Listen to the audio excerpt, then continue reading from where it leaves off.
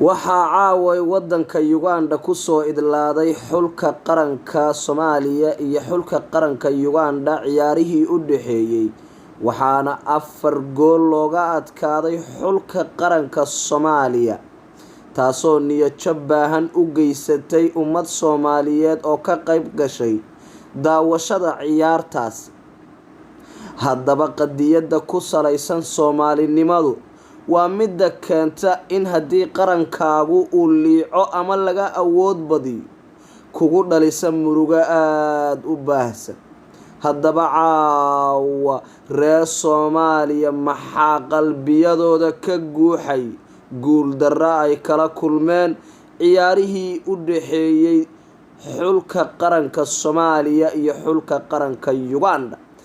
taasi oo ka dhigan in aad tahay muwaadin mar walba jecel dalkiisa xitaa haddii aad ka qiiroonayso in kubadda cagta lagaaga badiyo bal iska daa dagaal lagu soo qaado ee dalkaaga.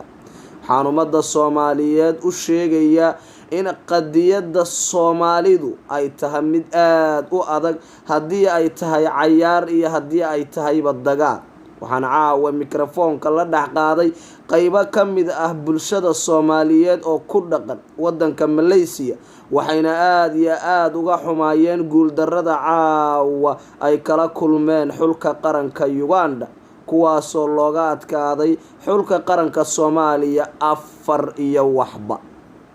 taasoo ka dhigan in ummadda Soomaaliyeed qadiyadoodu ay tahay mid muqadas. Cabdi Xarago TV-ga iyo channelka Cabdi Xarago ummadda Soomaaliyeed nacla shaydaan ku yaal kulligii subscribe runtaan idin sheegaya YouTube aan u wareegsaday meeshaan wax lacag laguma arko YouTube lacag wax rooyaan u raadsado waxa weey diiraha ku wada hadda kadib warkayga lacag buu noqonayaa laakiin aduguna dareem waxaad iigu diidaysaa ma dareemaysid inaan lacag anigu helo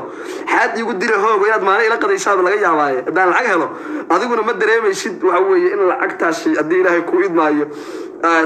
ka baxdo akoonkaaga ma dareemaysid waad kilig baad iigu siinaysaa dhowr koosintii ay baxay